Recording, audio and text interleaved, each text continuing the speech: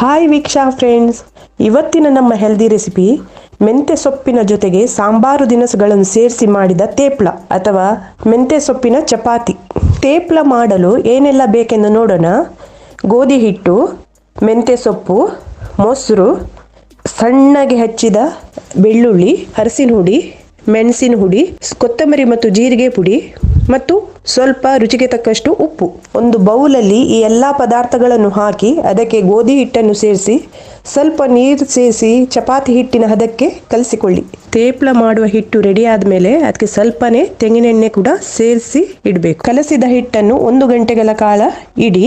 ಆಮೇಲೆ ಸಣ್ಣಗೆ ಉಂಡೆ ಮಾಡಿ ಗೋಧಿ ಹಿಟ್ಟನ್ನು ಸವರಿ ಚಪಾತಿಯನ್ನು ಲಟಿಸಿದಂತೆ ಲಟಿಸಿ ತವಾದಲ್ಲಿ ಚಪಾತಿಯನ್ನು ಕಾಯಿಸಿದಂತೆ ಇದನ್ನು ಸಹ 2 ಸೈಡಿಗೂ ಸಹ ಸ್ವಲ್ಪ ಕೊಬ್ಬರಿ ಎಣ್ಣೆ ಸಾರಿಸಿ ಕಾಯಿಸ್ಕೊಳ್ಳಿ. ಸ್ವಾದಿಷ್ಟವಾದ ತೇಪ್ಲ ರೆಡಿಯಾಗಿದೆ. ಮೊಸರಿನೊಂದಿಗೆ ಸಹ ಇದನ್ನು ಸವಿಯಲು ತುಂಬಾ ರುಚಿಕರವಾಗಿರುತ್ತದೆ.